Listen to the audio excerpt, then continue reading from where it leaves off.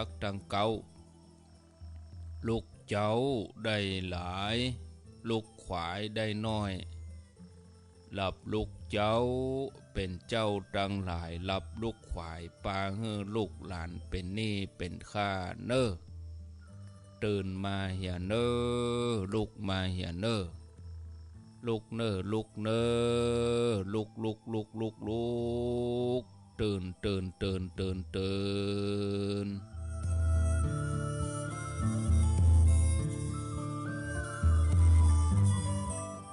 ่นได้แล้วลุกได้แล้วญาติโยมท่านทั้งหลายลูกเจ้าตื่นตัวเจ้าบัวกับหันเยื่องนาพังพร้อมลุกควายบอดตันหนตางกีดก้อมก้าตัวบอดต้อมปุ่นอายจุงเก่งเข้าไว้อย่าไปให้ขวายต่อหน้าสบายจำไว้เนอเจ้าจำไว้เนอเจ้า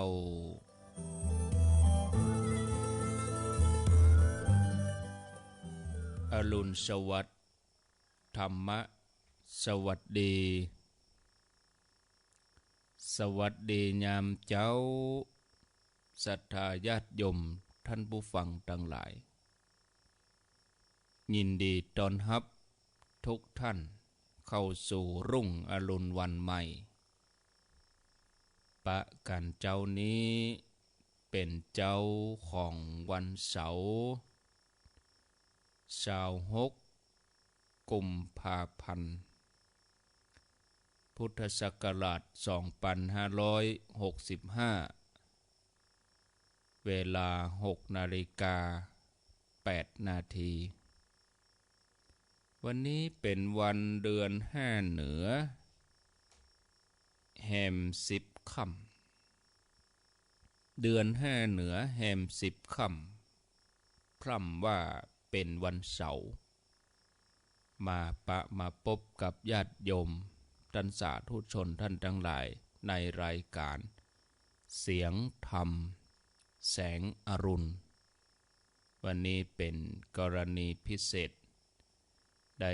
มาปะศรัทธาญาติโยมในวันเสาร์เวลา6 โมงวันพุธนี่กะบ่ได้มาปะญาติโยมวันพุธเป็นวันติดแล้วก็มาพอเวลาแล้วก็วันจันทร์นี่ก็คงจะบ่ได้มาปะแถม2 วันวันติดกับวันจันทร์วันนี้ก็จะเดินทางไปอำเภอเบียงปะเป้านอนคืนถ้าว่างานพระราชทานเพลิงศพแล้วค่ำก็ได้นอน2 คืนจะปิกกับวันที่18เมื่อไง28เมื่อไงปุ่นพอเวลาก่อนญาติโยมท่านทั้งหลายมาปะกันแล้วบ่ฮือได้ขาดแคลวเสียเวลามาฟังธรรมะกันเหียก่อนวันนี้จะเล่าเรื่องนางพัฒาสุพัฒาผลแห่งการถวายเจาะจงบุคคลแล้วก็พระสงฆ์ญาติโยมท่านทั้งหลาย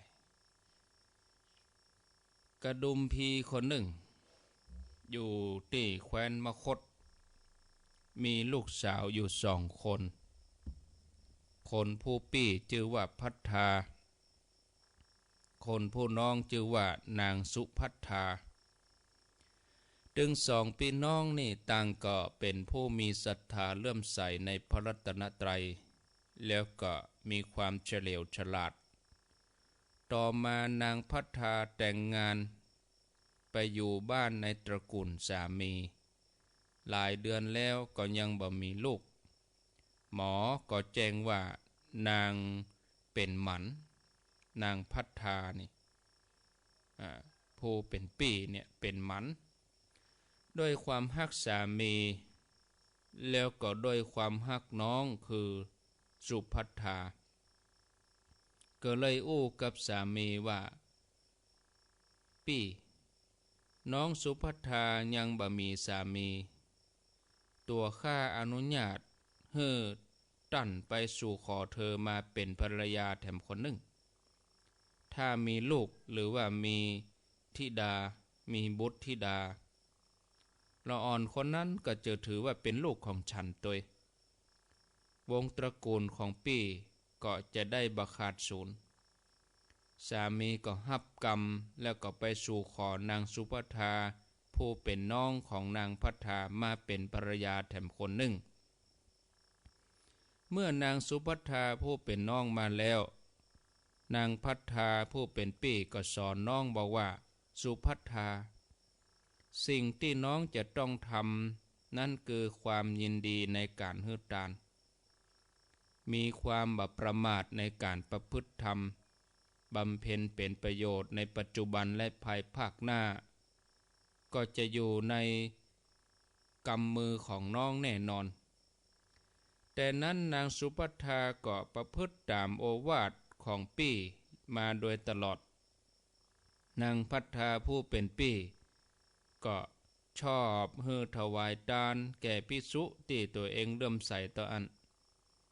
วันหนึ่งนางสุภัทธาได้พบกับพระเลวตะพระเลวตะนี่เป็นน้องของพระสารีบุตรนางสุภัทธาเกิดความเลื่อมใสแล้วก็นิมนต์พระเลวตะให้ไปฉันที่บ้านพระเลวตะก็ปรารถนาจะให้นางได้สั่งสมบุญก็แนะนำให้นางไปหาพระสงฆ์ที่ทำหน้าที่แจกพัดเปิ่นห้องว่าพระพัตตุเทศกรรมว่าพัตตุเทศพระพัตตุเทศก็คือพระที่มีหน้าที่จัดพระสงฆ์ไปรับนิมนต์บ้านโยมพระพัตตุเทศก็ทำหน้าที่นี้นางก็ไปแจ้งความประสงค์กับพระพัตตุเทศบอกว่าจะนิมนต์พระสงฆ์จำนวน7 รูปนะก็ทำตามคำแนะนำทุกอย่างตกเมื่อเจ้าพระเลวตะพร้อมกับพระสงฆ์รวมกัน7 รูปก็มาฉันที่บ้านของนางสุภัทธานางสุภัทธาเกิดความศรัทธาถวายของเกี้ยวของบริโภคด้วยมือตัวเองจนภิกษุได้ฉันเรียบร้อยพระเถระก็กล่าวอนุโมทนาแล้วก็กลับไปบำเมินเท่าใดนางสุภัทธาก็เสียชีวิตถึงแก่กรรมตายไปก็ไปเกิดในสวรรค์ชั้นนิมมานนรดีส่วนนางพัทธาก็ไปเกิดบนสวรรค์ชั้นดาวดึงส์เป็นเทพธิดาของท้าวสกะเทวราชมีหน้าที่ในการฟ้อนรำต่อมานางสุภัทธาเทพธิดาพิจารณาถึงเหตุที่ทำให้ตัวเองได้ทิพยสมบัติอันรุ่งเรืองโดยวรรณะผิวพรรณรัศมีรูปร่างงดงามความงามพร้อมเครื่องประดับแล้วก็ยศความเป็นใหญ่กว่าเทพธิดาด้วยกันก็หันว่าเฮาเกิดในสวรรค์นี้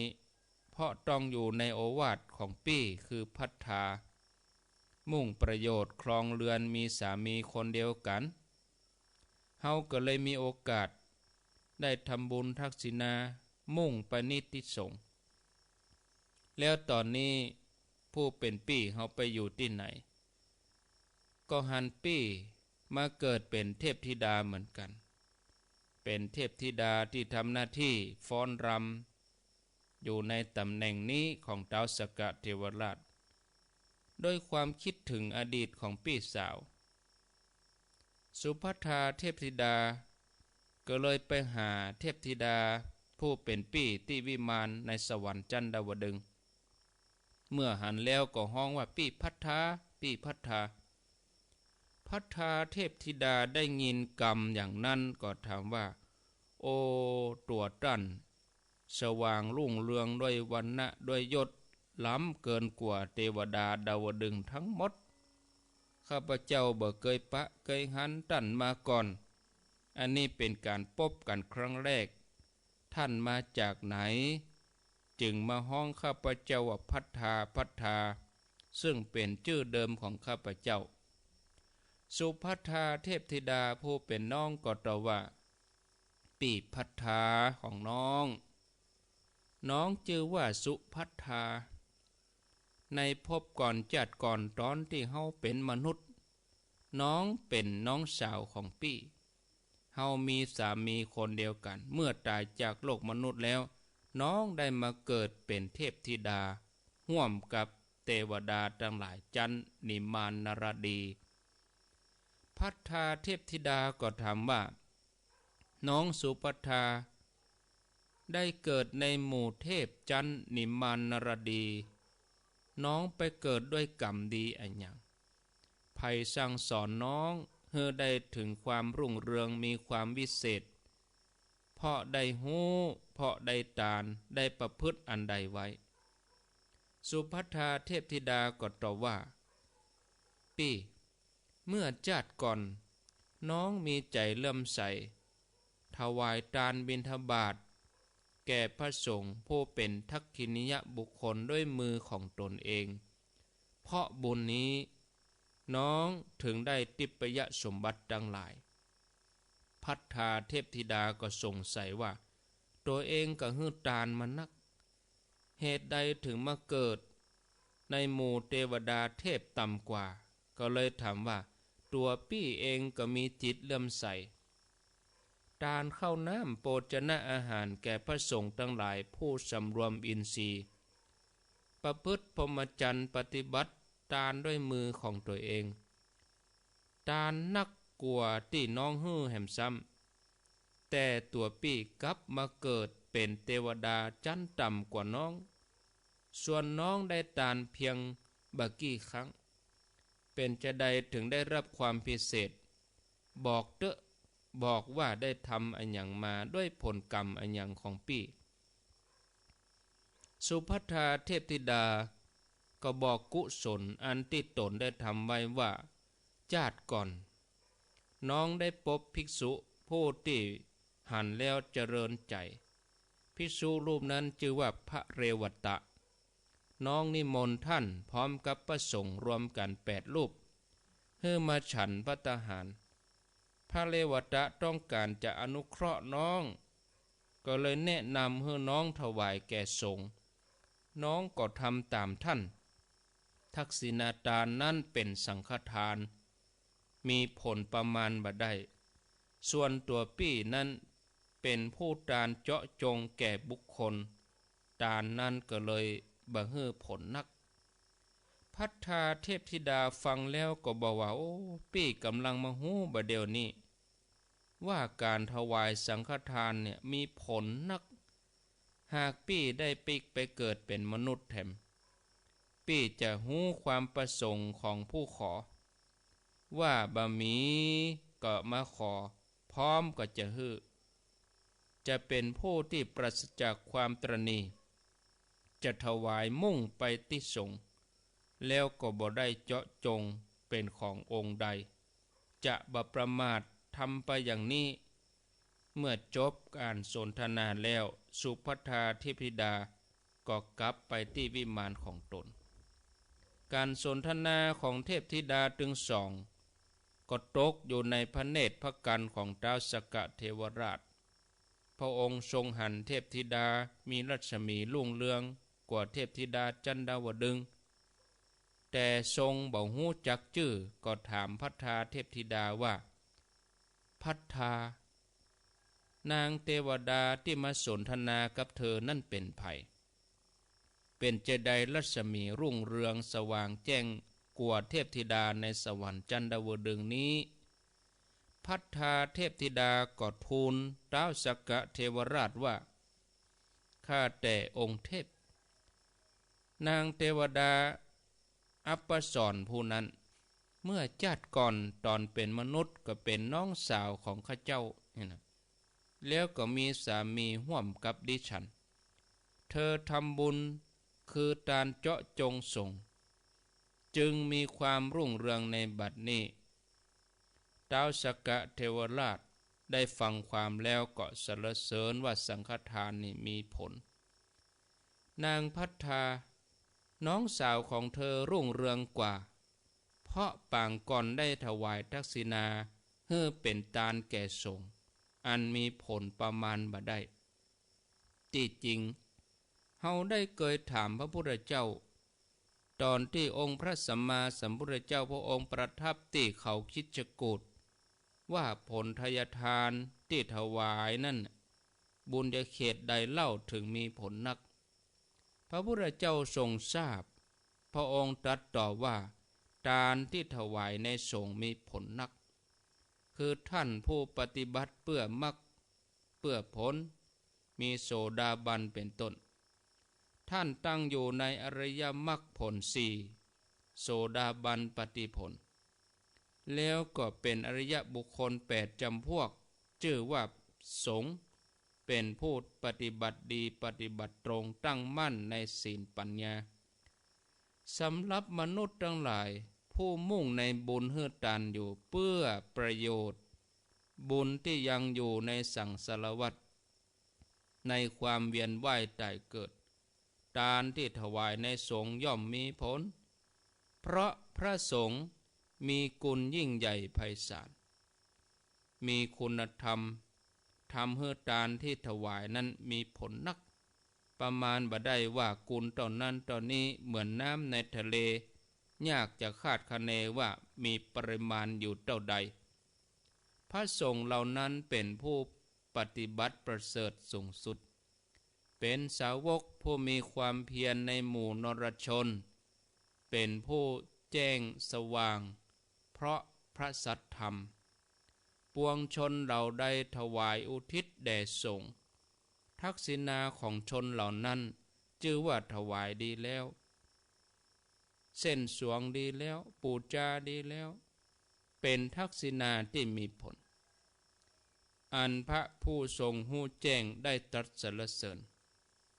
ชนผู้ถวายแล้วหวนระลึกนึกถึงย่อมเกิดความโสมนัสยินดี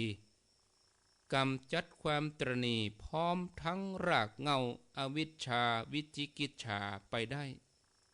เที่ยวไปในโลกก็บ่ถูกติเตียนย่อมเข้าถึงสถานที่อันเป็นแดนสวรรค์จบศรัทธาญาติโยมเรื่องนี้ก็ได้คติสอนใจว่าทานที่ฮือแก่ผู้ฮับที่ตนชอบใจมีผลน้อยกว่าว่าทานที่ฮือแก่สงฆ์เพราะตนได้พัฒนาจิตใจของตนเองศรัทธาญาติโยมท่านทั้งหลายจะได้ปะกันแถมกรรมกับปวดเนอเนาะคงจะเป็นวันพุธปะนะเป็นจะได้ถึงได้ปะกันวันพุธก็เพราะว่าวันพรุ่งนี้วันติดก็บ่ได้เข้ารายการวันติดวันพรุ่งนี้บ่ได้เข้ารายการวันจันทร์ก็บ่ได้เข้ารายการวันการก็เป็นท่านสาธิตธีระปัญโยลำปางปะกันแถมกรรมก็วันพุธเดือนใหม่บนเนอะประมาณวันที่2 มีนาถึงจะได้มาปะกันเนาะศรัทธาญาติโยมเพิ่มเติมธรรมะเหี่ยน้อยก่อนที่จะอู้จาศรัทธาญาติโยมวันนี้หัวข้อว่าฝึกตนอู้ถึงเรื่องการฝึกเฮาเคยหันมนุษย์เอาสัตว์ป่ามาฝึกม้าก็ดีงัวควายช้างลิงแม้กระทั่งหมาแมวก็เอามาฝึกจนสัตว์ป่าทั้งหลายมาเป็นสัตว์เมืองฮู้เรื่องฮู้ภาษามนุษย์จนสามารถเอาสัตว์เหล่านั้นมาเล่นละครจนมีชื่อเสียงทำรายได้ให้มนุษย์อย่าว่าแต่มนุษย์จะฝึกเลยมนุษย์ยังสามารถฝึกมนุษย์ด้วยกันให้เป็นอันยังก็ได้ทำอันยังก็ได้ฝึกให้เต้นมือให้ลำฝึกลำกระบี่กระบองฝึกชกมวยต่อยมวยฝึกดนตรีฝึกกีฬาฝึกได้สารพัดบางคนฝึกเป็นครูบาอาจารย์ฝึกเป็นทหารตำรวจบางคนมีหน้าที่ในการฝึก ทำหน้าที่ฝึกเป็นครูฝึกอาศัยการฝึกเป็นอาชีพแปลกที่สุดญาติโยมทั้งหลายที่มนุษย์ฝึกคนอื่นฝึกได้ง่ายแต่ฝึกตนฝึกตัวเองนี้ฝึกได้ยากคนที่ขี้ค้านจะฝึกให้เป็นคนมันยากคนที่มีความตระหนี่จะฝึกให้เป็นคนยินดีในการฮึตานยากจะฝึกให้เป็นคนใจกว้างก็ยากทีนี้ในทางพุทธศาสนามีภาษิตบาลียกไว้ว่า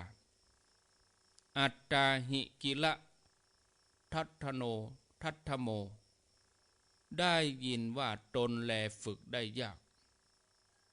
อันเนี้ยญาติโยมทั้งหลายถึงจะยากอย่างใดก็จำเป็นจะต้องฝึกเพราะ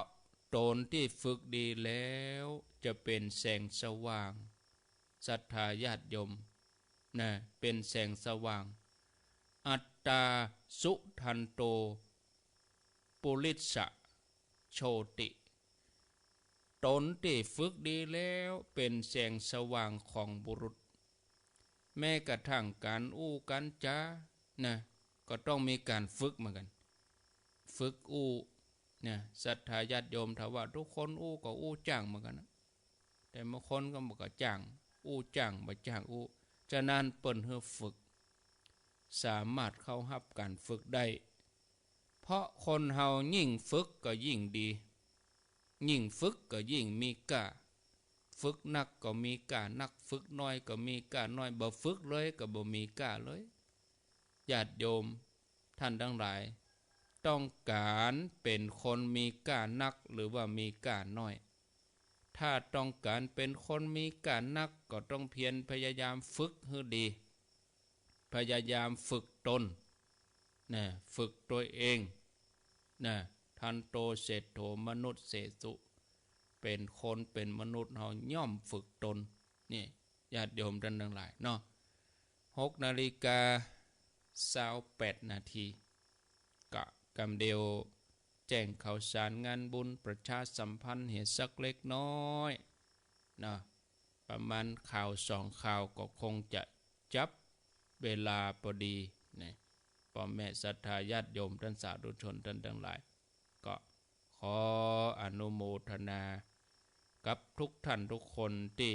ติดตามรับฟังนะฟังรายการธรรมะฟังรายการสาระธรรมะต่างๆญาติโยมท่านทั้งหลายยังบ่ต้องโทรเตื้อกะจะไปโทรเตื้อยังบ่บอกคือโทรเตื้อ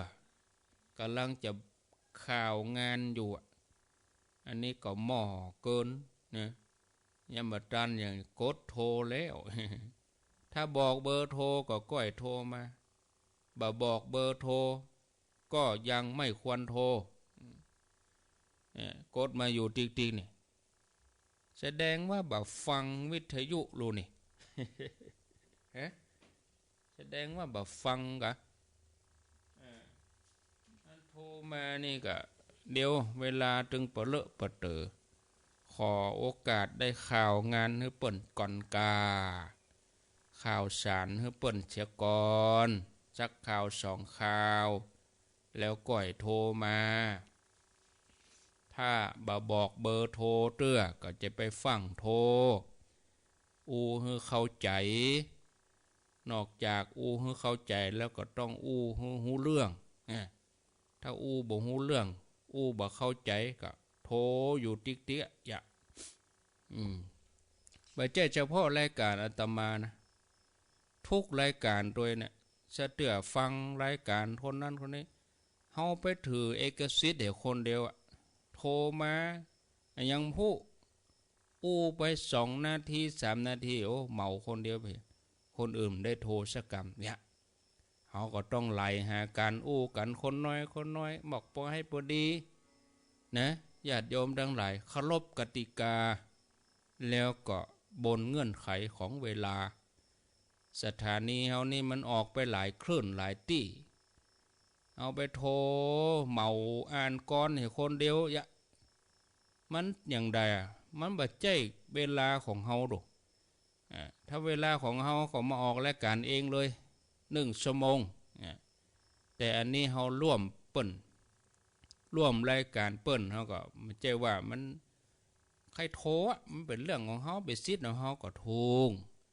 แล้วเข้าใจว่าสถานีมันเชื่อมไปแถวเจียงไฮ้แถวเมืองน่านแถวลำปางแถวไหนแถวพะเยาแถวไหนแถวเบาปุ่นเขาต้องเข้าใจมันไม่ใช่อู้กับเฮา2 คนรู้อู้ออกอากาศไปปูนเปิ้นก็ฮู้ทั่วบ้านทั่วเมืองนะฉะนั้นเฮาต้องพิจารณาโดยเนาะญาติโยมถ้าเปิ้นว่าโอ้คนน้อยเนาะเฮาก็ต้องเคารพว่าคนน้อยไม่ใช่ว่ารอบสองมาหมะเนี่ยอันนี้มันควรจะฮู้ตั้งแต่เมื่อแล้วแต่เขาก็ทำเป็นบ่ฮู้ย่างจากรายการหนึ่งสดไปรายการหนึ่งป้าบ่าเป็นท่าเนาะ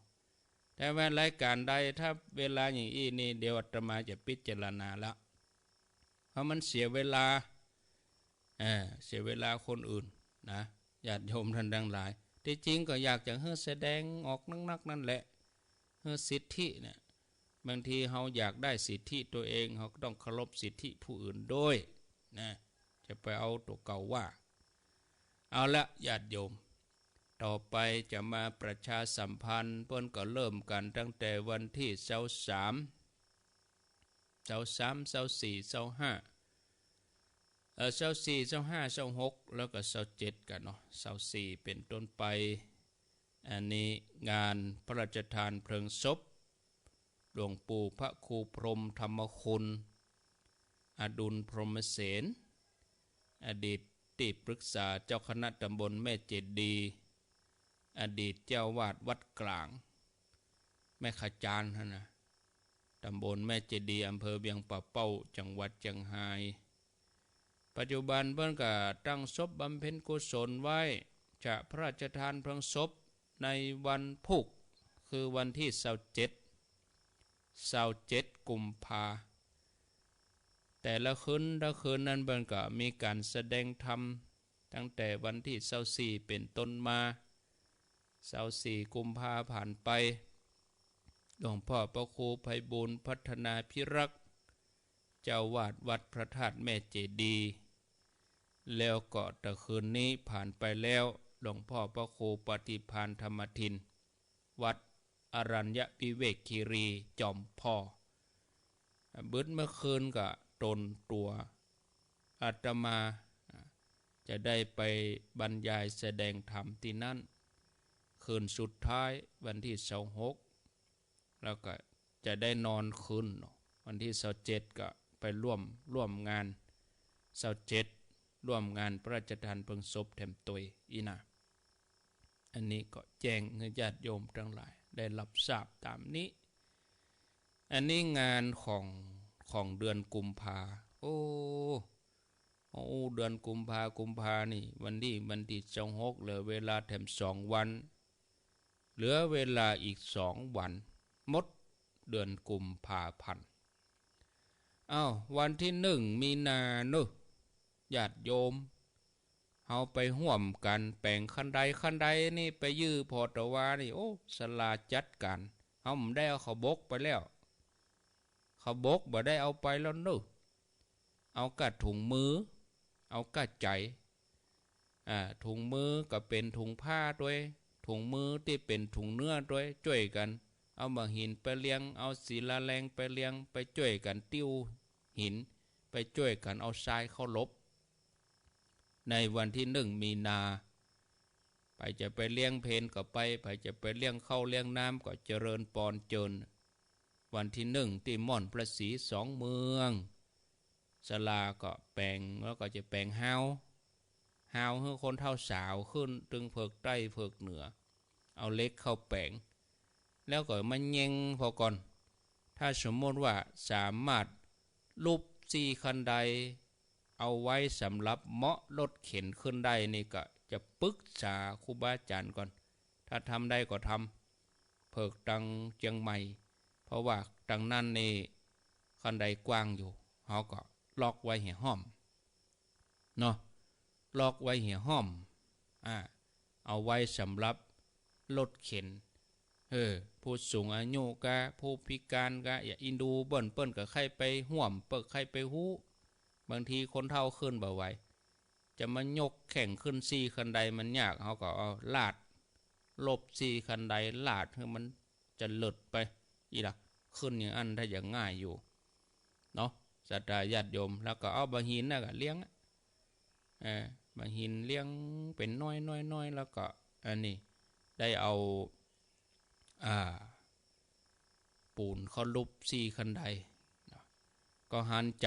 นะหลายงานแล้วที่เปิ้นเอารถเข็นขึ้นไปนะโอ้มันลำบากมันยากเฮาแข่งขาดีนี่เฮามกึดถึงแลคนที่เปิ้นใครไปคนเฒ่าคนแก่เปิ้นใครหันใครฮู้โอ้บางทีเปิ้นไปหันมันก็เกิดปีตินะเมื่อเปิ้นเกิดปีติแล้วมันก็เป็นบุญสำหรับหมู่เฮาท่านทั้งหลายเนาะฉะนั้นวันที่1ก็เชิญชวนญาติโยมทั้งหลายไปร่วมกันบ่ต้องไปแต่งตัวสวยงามอย่างนู้นบ่ใช่มีงานอะไรอย่างนะไปทำงานแต่งตัวทำงานบ่ใช่แต่งตัวมีงานบ่ต้องแต่งตัวงามเพราะว่าเราไปทำงานแต่งตัวธรรมดาบ่ต้องใส่ชุดขาว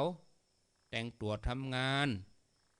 ถ้าไปแต่งชุดขาวแล้วมาติ้วปูนบ่ได้ละเดี๋ยวก็เปื้อนแต่งชุดขาวก็ไปเอาบะหินไปเลี้ยงบ่ได้ละไปกวดไปเพี้ยวบ่ได้แต่งชุดธรรมดาบ่ต้องเอาชุดขาวบ่ต้องย่องเตื้อปุ่นวันที่17 18 19มีนาก็ก้อยแต่งย่องกันนั้นเต็มที่เด้อนะญาติโยมทั้งหลายเนาะถ้าวันยกชัดเขาก็ชุดขาวแต่ถ้าวันแห่ขวดตาลนี่ชุดหยังก็ได้เนอะวันแห่ขวดตาลนะวันที่20นี่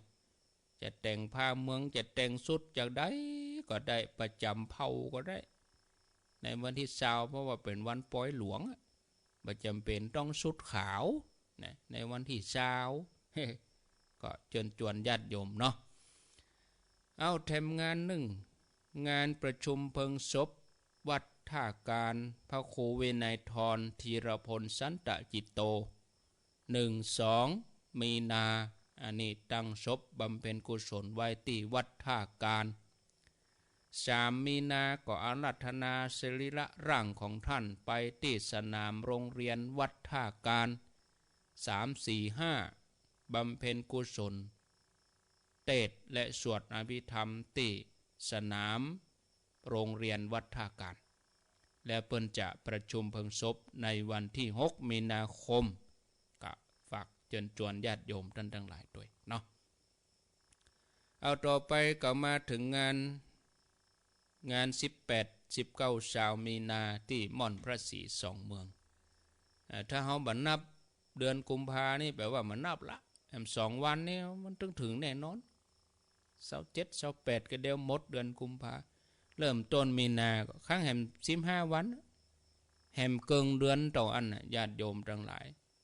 วันที่13นี่เพิ่นจะตานตุงก็เฮอเซาะตุงกันมาเองครอบครัวละ1ตัวกะเอาคนละตัวกะเฮาก็เกียมมาตานในวันที่13มีนาเด้อตานแล้วก็ปักตุงฝังเสาคนเดียวเลยตานเสียก่อนเฮาตานตุงนี่ตาน2เวลาตานมาเจ้าก่อนเพลคือเวลา10โมงปู่จานก็จะได้โอกาสเว้นตานตุงมาตอนก็ไหลหาศรัทธาประมาณบ่าย2ก็ตานแถมล้อมอันนี้สำหรับหมู่ที่อยู่ไกลหรือเปิ้นบ่สะดวกมาง่ายตานตุงวันที่13นี่นะตานแล้วก็ปักตุง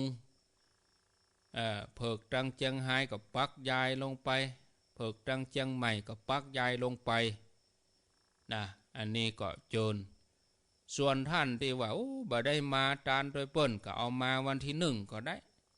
ถ้าได้มาวันที่1ก็เอาตุงมาตานก่อนวันนั้นเลยวันที่1วันพุธวันฮื้อนี้ไปเสาะเกียมไว้เหียญาติโยมทั้งหลายประเด็นนี้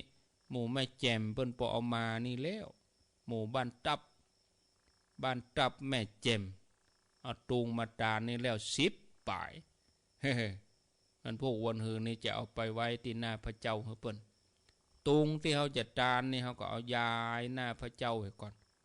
เอายองบนโต๊ะหลวงฝ้ายแล้วก็จะโอกาสเวนตาลตานตุงเรียบร้อยเฮอปีติมันเกิดเนาะไหวพระหับศีลเสร็จเรียบร้อยก็เอาไม้เสาตุงไปปักไปหยังก็ฝากเจิญจวนตัววันที่13 มีนาตานตุงวันที่18 มีนานี่เปิ้นจะพุทธาภิเษกองค์พระศรี2 เมืองแห่ม2 วันนี่ศาลาปิดคำละแต่ว่านี่ปิดเสียนแล้วล่ะวันนี้จะปิดหน้าปิดพระพักปิดลงมาตัวก็คงจะแถม2 วันที่1เฮาไปเฮาก็ได้หันพระที่ปิดทองเหลืองทองเหลืองอารามนะในวันที่1ก็ได้หันองค์พระสีเหลืองทองอารามแล้วเนอะ2 วันนี้แล้วล่ะศาลาเปิ้นรับรองแต่ว่าไปเอวศาลาก็บ่เจ๊ไก่ถามไปถามมาอยู่ไหนอยู่สีจุ้มนี่วะนอนสีจุ้มบ้านเรือนนี่ก็แม่นแล้วไอ้ใหญ่ๆขับรถไปปีกตึงวันวะบางวันก็ต้องไปลงสีรอบเดียวนะมันลงสีต้องแห้งก่อนถึงจะทาแถมรอบจะว่าทาแล้วไม่ใช่ทาสีนี่3 รอบก่อนคัดแถมรอบโป้แถมรอบให้ผิวเนียนนะผิวปูนมันครุขระต้องโป้ต้องคัดให้เนียนเรียบร้อยถึงจะลงสีญาติโยมท่านทั้งหลายก็อันนี้วันที่1ก็ได้หันละองค์พระเนาะแล้ววันที่1เขาก็จะด้วยช่วยกันคัดกันเพียวศาลาล้างศาลาทำความสะอาดเนาะญาติโยม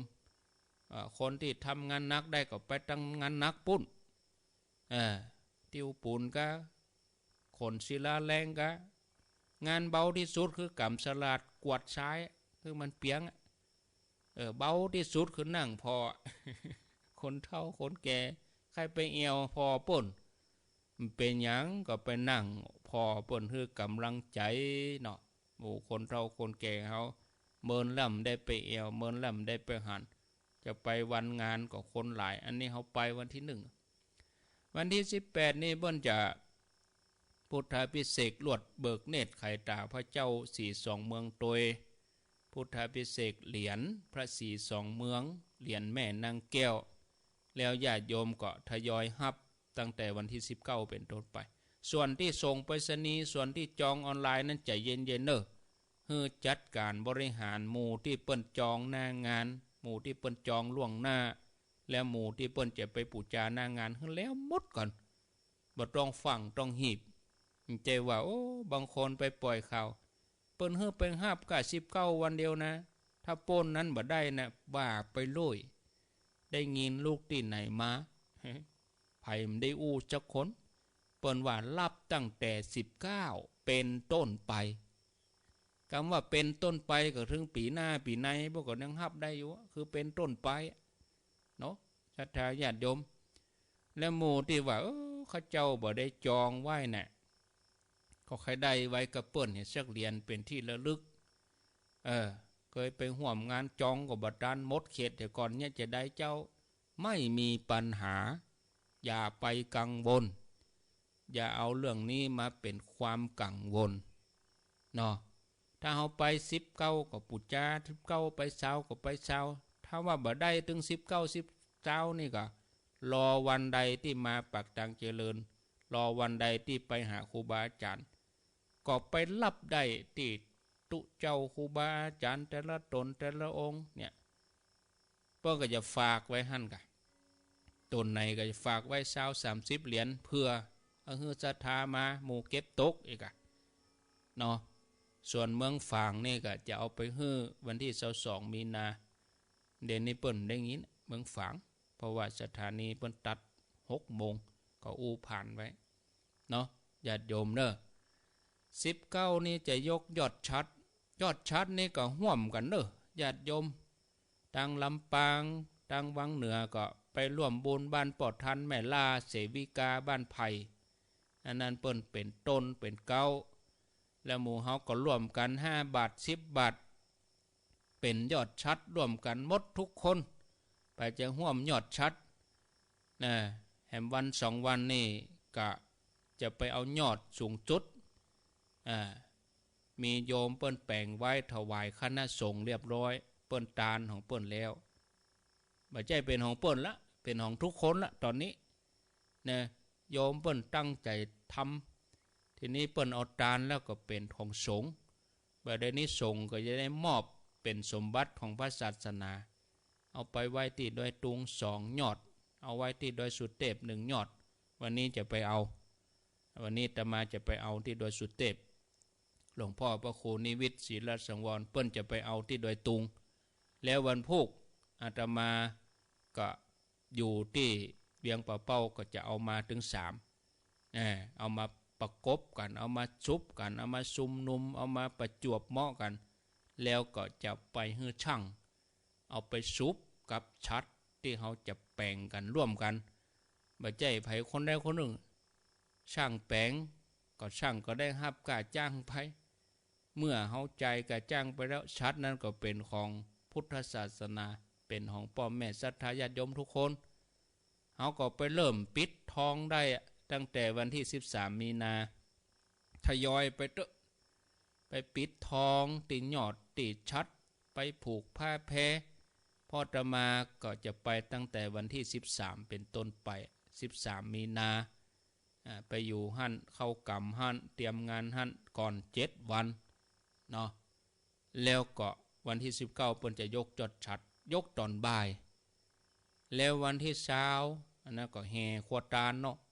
หัววัดก็ทยอยไปกับฟังซอวันค่ำวันที่20หั่นนะ20 มีนามีซอวันค่ำเจิญจวนเนอ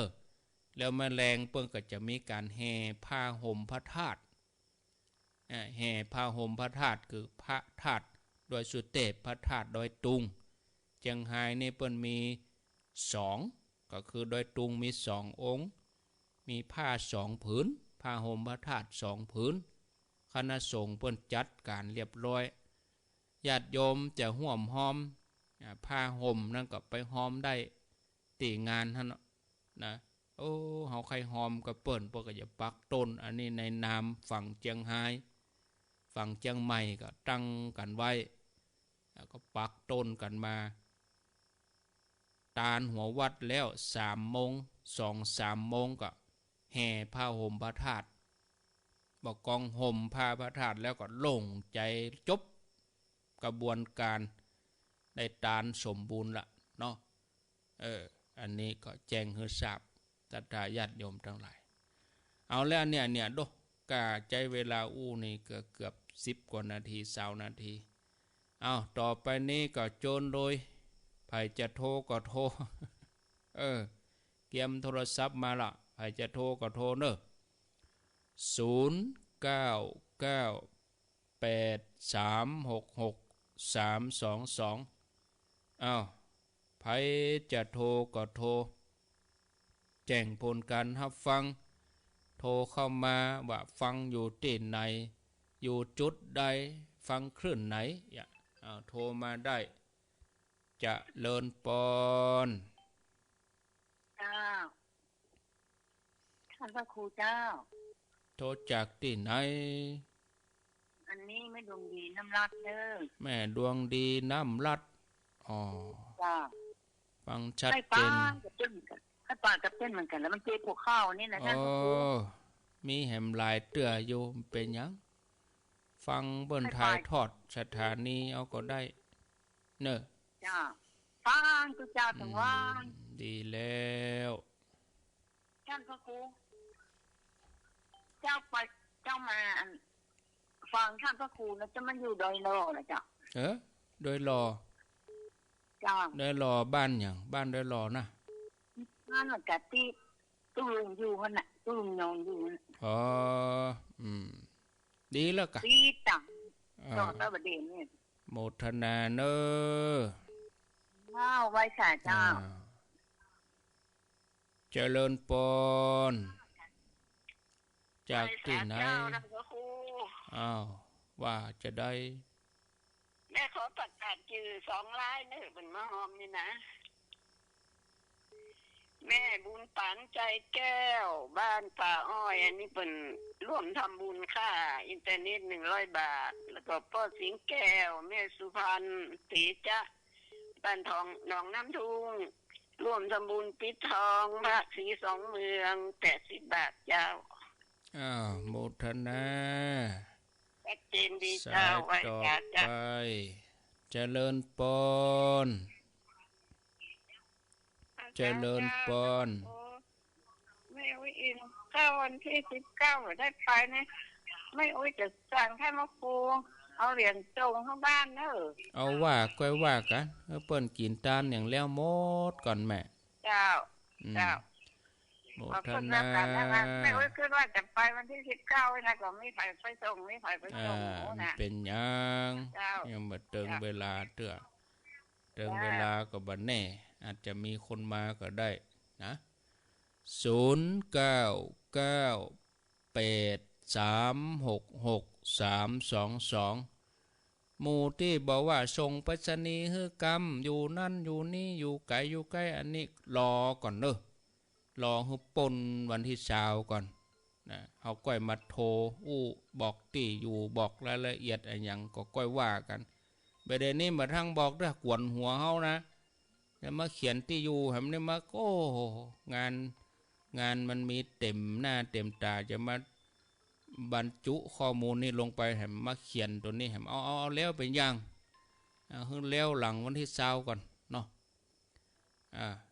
0998366322มีก็เข้ามาแจ้งผลการนับฟังจากจะสนทนาก็ขอเจริญปนก็ได้ออกวัดแล้วนี่นัดรถไว้7 โมงเจริญปนกราบนมัสการครับ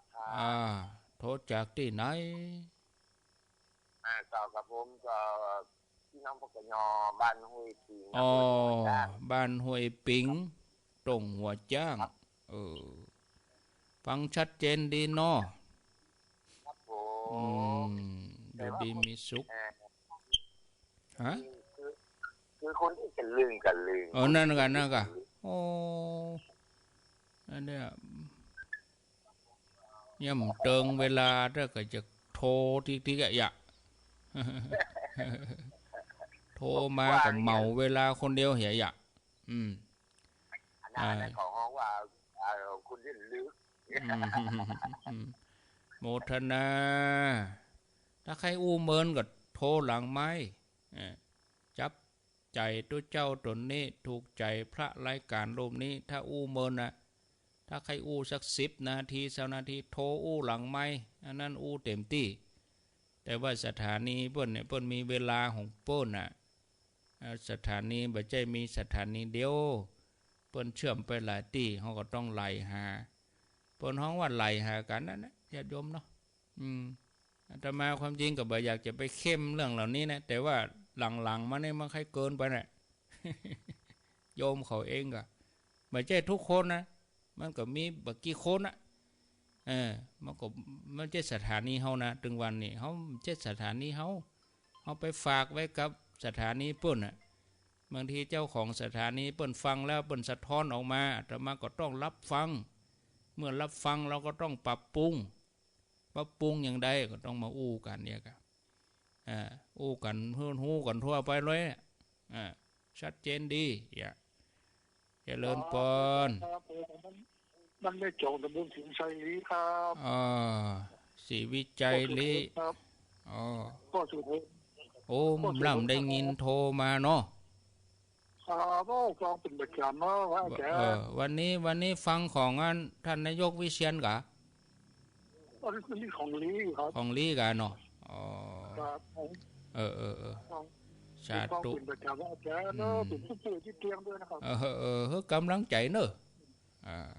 ฟังผมแม่เลยครับคือกำลังใจเนาะ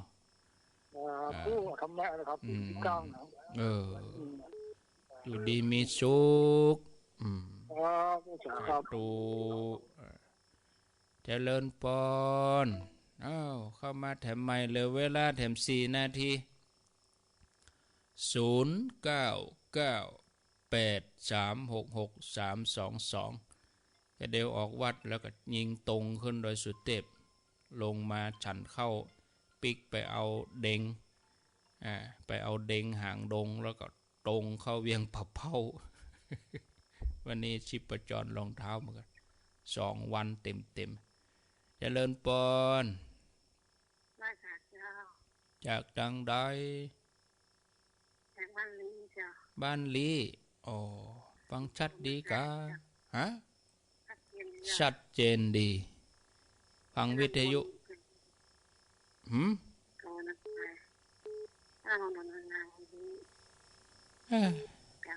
อย่างอย่างใดอยู่ในที่นอนกันเดี๋ยวนี้นอนนี่อยู่ลีกะลีฟังสถานีลีหั่นน่ะเนาะครับจริงจ้ะยังก็ชัดเจนดีสาธุเนอะแปลว่าเป็นนอนลาไปก่อนศรัทธาญาติโยมทั้งหลายคนเฮาก็มีหลายอย่างพ่องก็จ้าพ่องก็เวพ่องก็ลวดลัวก็ม่วนไปอย่างนะจัดรายการดิสวัสดีก่อนเนอะปากันทำไมโอกาสหน้า